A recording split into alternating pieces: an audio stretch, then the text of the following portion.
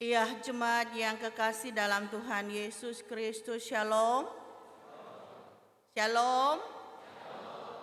Pasti ada kesukacitaan dirasakan di dalam minggu-minggu sengsara yang keempat ini. Kita sudah ada dan menganjak minggu sengsara keempat dari 7 minggu sengsara.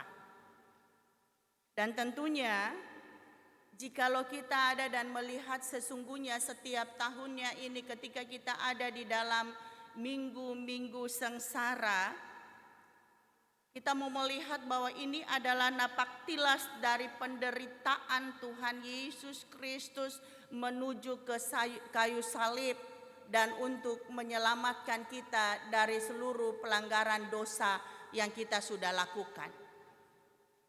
Itu berarti bahwa ketika kita ada dan mengartikan di dalam kehidupan kita dari minggu ke minggu, minggu ini di liturgi itu dikatakan minggu okuli yang terambil dari Mazmur 25 ayat 15.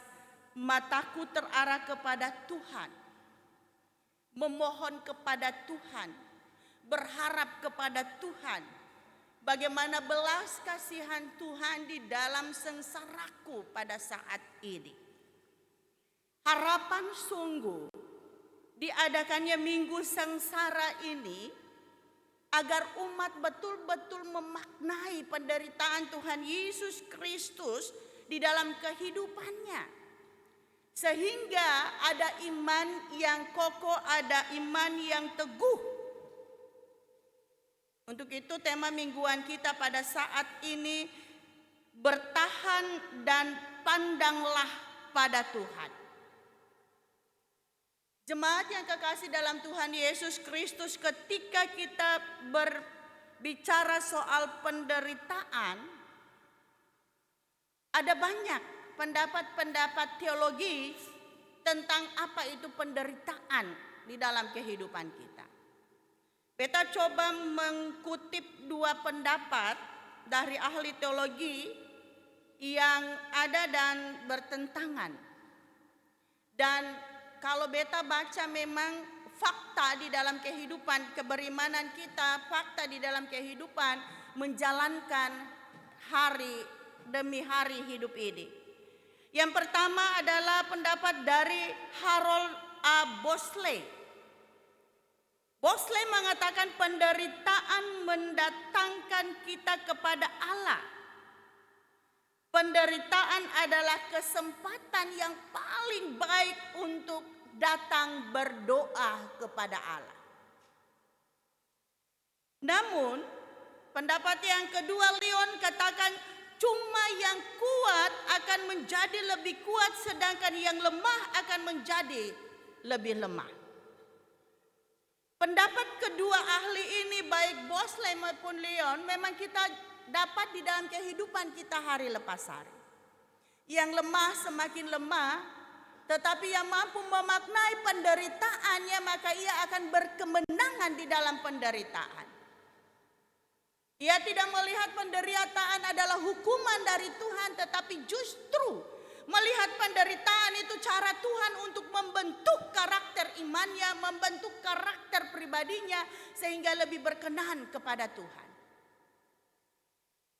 Namun orang-orang yang lemah, yang Leon bilang, dia akan berteriak, Tuhan, kok kenapa ini di beta jual? Kenapa bukan di orang lain? Tuhan sen suka beta kah? Akan ada protes, akan ada kritikan-kritikan di dalam seruan-seruan kita kepada Tuhan. Jemaat yang kekasih dalam Tuhan Yesus Kristus, beta mau bilang bahwa tidak ada orang yang luput dari penderitaan, betul? Semua orang pernah merasakan kesesakan di dalam penderitaan. Tapi beta mau juga bilang bahwa tidak semua kehidupan kita ini diwarnai dengan penderitaan, tetapi ada juga syukur, sukacita. Amin. Sehingga hal itu silih berganti di dalam kehidupan kita untuk menguji karakter karakter iman kita yang sesungguhnya. Pengujian karakter di dunia ini terkadang kita tidak ada dan merasakannya. Akan timbul dua prinsip pribadi orang yang ada dan tetap menyembah Tuhan Allah, dan yang kedua karakter yang tidak tahan, ia akan lari dan menyembah ilah-ilah lain. Bapak Ibu yang kekasih dalam Tuhan Yesus Kristus, ratapan 5 ayat 1 sampai 22. Kalau ketong bilang ratapan ini, beta pernah kasih bimbingan, ratapan ini marata.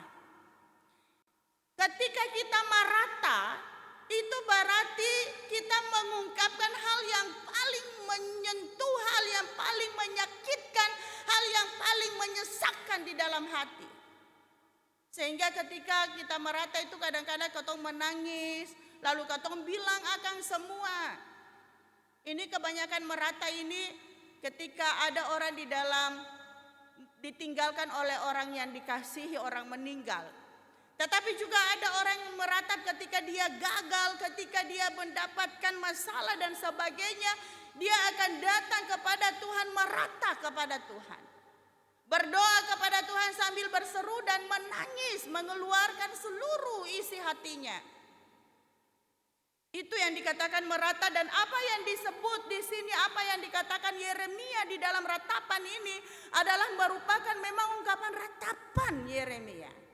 Ya, ratapan umat Israel yang berisi ya ekspresi puisi.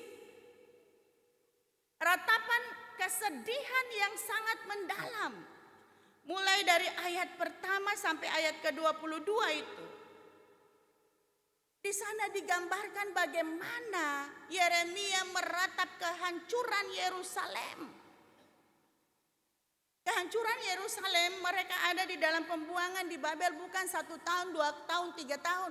Tetapi 40-70 tahun. Regenerasi 3 kali. Dan regenerasi selanjutnya ini melihat kenapa kita tidak ada di dalam kebebasan. Kita ditindas, kita diancam. Ya. Kalau kita melihat kalimat-kalimat dari ayat 1 sampai 2, ada kata-kata di situ yang mengatakan bagaimana sakitnya, bagaimana sengsaranya orang-orang Israel pada waktu itu dibuang ke Babel. Yang tidak punya harapan lagi sesungguhnya karena Yerusalem kota suci dan bait suci juga dihancurkan, yang merupakan tanda kehadiran Allah, tanda Allah ada dan menyertai. Sehingga mereka mengatakan dihina, kehilangan, mereka kelelahan, meminta-minta. Mereka miskin, papa. Mereka sengsara. Kemudian mereka tidak dihargai. Mereka bertemu dengan maut. Mereka kelaparan. Ada ketidakberdayaan, diperkosa wanita-wanitanya. Diremehkan. Dilukai perasaannya. Dan mereka merasa memang adalah orang-orang yang terbuang, termarginal. Orang-orang yang tidak ada dan dikasihi oleh Tuhan.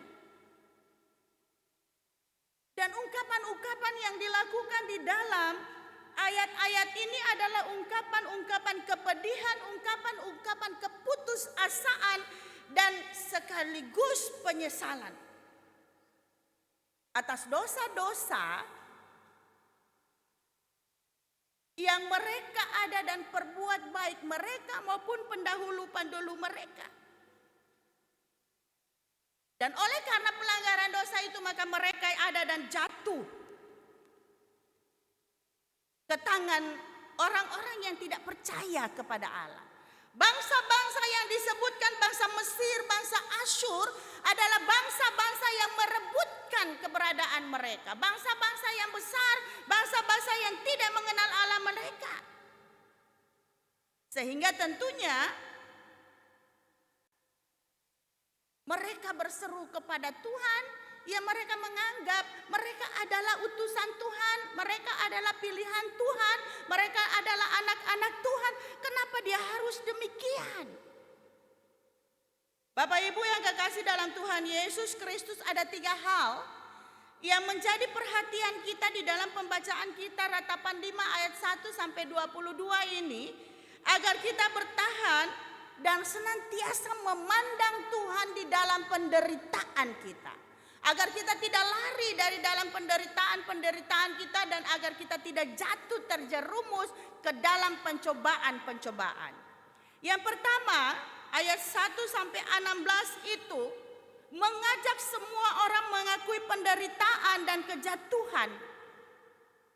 Sehingga bangsa Israel ada dan mengungkapkan sadar sungguh bahwa penderitaan yang memang mereka alami adalah bukan karena Tuhan senang untuk membuat mereka menderita. Karena ketidaktaatan. Karena dosa yang dilakukan oleh pendahulu-pendahulu mereka, dan mereka juga ada dan melakukan dosa yang sama, sehingga penderitaan itu tidak diangkat dari dalam kehidupan mereka. Mereka belum dibebaskan. Dosa secara pribadi dan dosa kolektif. Sama-sama melakukan hal-hal yang tidak disenangi oleh Allah. Sehingga di dalam ratapan ini, bangsa Israel ini mencoba mengoreksi diri mereka. Kenapa mereka sampai menderita tidak habis-habis? Mencoba melihat penderitaan yang mereka rasakan, bahwa memang bukan siapa yang salah, bukan Asyur yang salah, bukan Mesir yang salah, bukan Babel yang salah, tetapi justru kita ini yang ketidaktaatan yang membuat kita menderita. Jemaat yang kekasih dalam Tuhan Yesus Kristus, demikian pula di dalam kehidupan kita, yang tidak luput daripada penderitaan, kita juga harus sadar. Ketika kita ada di dalam penderitaan, ketika kita ada dalam pergumulan yang berkepanjangan, berdoa, tetapi belum juga ada yang kita merasa bahwa tidak ada pemulihan di dalam kehidupan kita. Sakit kita berkepanjangan, masalah ekonomi berkepanjangan, masalah kehidupan keluarga tidak ada baik-baiknya. Yang harus dilakukan bukan saja datang berseru kepada Tuhan, tetapi sebelum kamu datang berseru kepada Tuhan, koreksi dirimu. Akui dosamu di hadapan Tuhan. Terbuka di hadapan Tuhan tentang keberadaanmu, bagaimana kamu ada dan harus menghadap kepada Tuhanmu. Bagaimana kamu harus merendahkan diri di hadapan Tuhanmu. Bagaimana kamu harus mengungkapkan seluruh penyesalan dan penderitaan yang kamu ada dan alami dengan penuh penyesalan kepada Tuhanmu. Banyak orang datang untuk berdoa, banyak orang datang kepada Tuhan, justru tidak ada dan menyesal. Di dalam liturgi tadi mengatakan bahwa ya Tuhan pandang dan lihat kami, yang hina ini kami dirundung malang tapi juga menimbulkan kemalangan. Banyak hal yang kita minta pembebasan daripada Tuhan, tetapi justru kita juga tidak membebaskan diri kita. Kita terpuruk, namun kita tidak sadar bahwa ada hal-hal yang kita harus ada dan rubah di dalam kehidupan kita. Perbaiki hubungan dengan sesama manusia. Tuhan Yesus bilang, kalau kamu mau datang membawa persembahanmu di rumah Tuhan, dan jika kamu ada masalah dengan saudara, pulanglah dulu baru datang memberikan persembahan itu. Tuhan mendahulukan relasi yang baik. Dan relasi yang baik ini akan tercipta ketika semua orang ada di dalam kerendahan hati. Ketika semua orang mau menerima satu dengan yang lain. Kalau tidak ada di dalam kerendahan hati, maka orang-orang yang tidak ada di dalam kerendahan hati maka merasa diri bahwa dia lebih benar daripada orang lain. Maka dia akan senantiasa menjustis orang lain itu tidak baik dan dirinya baik. Dan ketika ia ada di dalam masalah, dia akan tetap datang kepada Tuhan. Tuhan, beta ini melayanimu berapa puluh tahun. Beta ini sudah menyumbang berapa banyak. Beta ini. Kenapa Tuhan beta sakit? Kenapa Tuhan beta anak-anak begini? Kemana Pak Tuhan suami beta begini? Kenapa Tuhan istri beta begini? Firman Tuhan mengajarkan kita pada saat ini bagaimana ada dan sungguh-sungguh mau mengoreksi diri. Melihat diri, siapa kita. Sehingga kita mampu datang untuk menyampaikan ratapan keluh kesah itu kepada Tuhan. Yang kedua di dalam firman Tuhan ini, datang kepada Tuhan bermohon pertolongan dan pemulihan daripadanya. Jemaat yang kekasih dalam Tuhan Yesus Kristus, bangsa Israel pada waktu itu hidup di tengah-tengah orang yang tidak percaya. Ada dewa-dewa yang disembah oleh Baal, ada dewa-dewa yang disembah oleh orang-orang Mesir, Asyur, dan juga Babel. Di sekeliling mereka adalah orang-orang yang tidak mempercayakan hidup kepada Tuhan. Tetapi luar biasa bangsa Israel, dia tidak lari kepada Baal, dia tidak lari kepada dewa-dewa yang lain. Tetapi ia tahu bahwa dia kemana harus pergi. Dia datang bermohon kepada Tuhannya. Dia datang meminta kepada Tuhannya untuk melepaskan beban-beban itu. Karena ia tahu hanya Tuhan saja yang mampu menolongnya di dalam berbagai hal. Kalau kita cermati di dalam kehidupan kita sehari-hari, katong kalau sebergumul 1 bulan, katong supastiu. Lalu mulai orang bilang kata, di sana ada orang mati bangkit. Oh di sana ada orang sembahyang doa ini. Oh di sana ada begini, di sana ada begitu. Mulai katong jajaki, mulai katong pergi habis satu, satu bilang begini, satu bilang begitu. Ibu pulang lagi ada taruh di bawah tempat tidur. Ibu pulang ada orang taruh perkara di muka rumah. Ibu pulang ada orang pele ibu pun rejeki. Banyak. Dan katong lebih dengar itu daripada Tuhan yang ada dan rela berkorban untuk menebus kita daripada dosa-dosa kita. Sehingga pada saat ini firman Tuhan ini ada dan betul-betul mengajak kita bagaimana kita ada di dalam kesesakan tetapi kita tidak lari daripada Tuhan. Kita datang kepada Tuhan karena kita mengatakan bahwa Yesus adalah jawaban setiap perkara-perkara kehidupanku. Amin. Kita harus mengamini itu. Datanglah kepada Tuhan. Minggu-minggu sengsara ini adalah minggu-minggu inspiratif iman kita. Minggu-minggu sengsara ini adalah minggu-minggu untuk penguatan iman kita. Supaya kita tidak takut menderita. Kita melihat Tuhan Yesus dicambuk. Kita melihat di dalam film Tuhan Yesus ada. Dan disalibkan luar biasa. Ketemu bulu badan berdiri ketika melihat film itu. Sehingga itu yang membuat kita kuat. Orang-orang yang percaya kepada Yesus Kristus seharusnya tidak mudah goyah. Apapun itu. Mereka harus kuat seperti Tuhan Yesus Kristus yang rela untuk menderita demi untuk menebus dosa-dosa kita. Sehingga mari jangan katong selalu ada datang kepada Tuhan menyembah. Mari kita datang ada dan menyembah dengan ketulusan hati dan bukan dengan kesombongan itu. Dan jangan pergi kemana-mana. Tetap tertuju kepada Tuhan. Yang ketiga, memandang pada Tuhan sebagai sumber pengharapan. Ayat 20-22, kalau kita baca bangsa Israel ini bilang, Tuhan sio, kon Tuhan saya lihat katong lai. Tuhan mau buang katong kah? Tuhan, katong ini Tuhan pun orang. Bangsa Israel coba menggugah Tuhan bahwa ini Tuhan beta datang. Sio Tuhan mari sayang katong jua, mari lepaskan katong jua dari berbagai kesesakan ini. Sio Tuhan katong mengaku katong salah.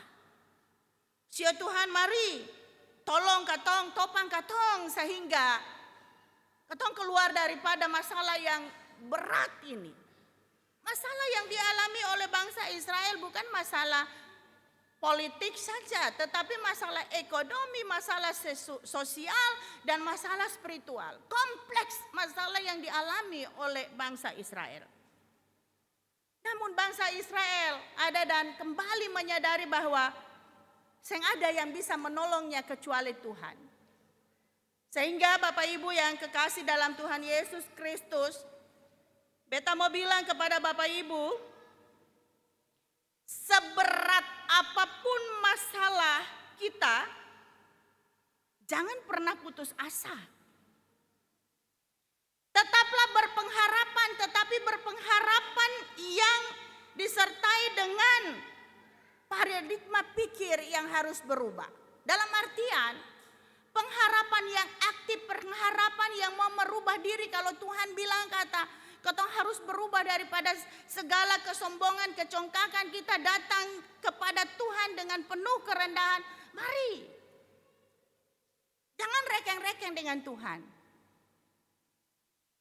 Katong tidak pantas untuk berekeng dengan Tuhan. Karena Tuhan kasih lebih banyak daripada apa yang katong kasih kepada Tuhan. Sehingga perubahan paradigma pikir untuk datang di dalam pengharapan adalah sungguh-sungguh ada dan mengharapkan kasih Tuhan dalam kehidupan kita. Kita ada dan mengikuti rencana Tuhan. Kita ada dan taat kepada Tuhan apapun yang Tuhan inginkan di dalam kehidupan kita. Kita harus berani mengambil keputusan untuk keluar dari zona nyaman. Seperti Tuhan Yesus Kristus.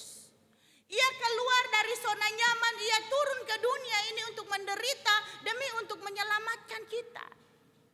Kenapa kita tidak bisa untuk melakukan hal yang sama yang Tuhan Yesus ada dan lakukan untuk kehidupan kita? Kenapa kita tidak bisa untuk ada dan menjadi berkat di dalam kehidupan kita? Untuk itu jemaat yang kekasih dalam Tuhan Yesus Kristus, mari. Komitmen berubah di dalam kehidupan ini. Ibaratnya katong ini biasanya seperti orang sakit yang datang ke dokter. Selalu konsultasi ke dokter. Tetapi dokter bilang jangan makan ini, jangan makan itu.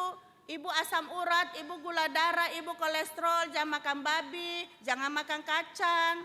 Ibu jangan makan ikan batu-batu. Bapak nanti sakit, minum obat ini dan itu. Tetapi katong seng minum obat, katong seng mengindahkan dokter, katong tetap makan, maka katong tetap sakit. Begitu juga ketika kita datang berdoa kepada Tuhan. Tuhan menunjukkan bilang, jangan kamu berdosa, jangan kamu berbohong, jangan kamu sombong, jangan kamu mencuri, jangan kamu menista dan sebagainya. Tetapi katong tetap lakukan. Sehingga katong tetap ada di dalam kehidupan yang tidak maju di dalam iman. Tidak sehat di dalam iman. Untuk itu Bapak Ibu yang kekasih dalam Tuhan Yesus Kristus, ingatlah di dalam ratapan ini, dalam minggu sengsara ini yang harus kita lakukan supaya kita bertahan dan tetap ada di dalam lindungan kasih Tuhan. Yang pertama, mengakui penderitaan dan kejatuhan dosa. Kita harus memohon ampun kepada Tuhan. Kedua, datang pada Tuhan memohon pertolongan dan pemulihan. Dan yang ketiga, memandang pada Tuhan sumber pengharapan. Maka hidupmu akan senantiasa ada di dalam sukacita walaupun ada di dalam pergumulan. Tuhan Yesus memberkati jemaat. Amin.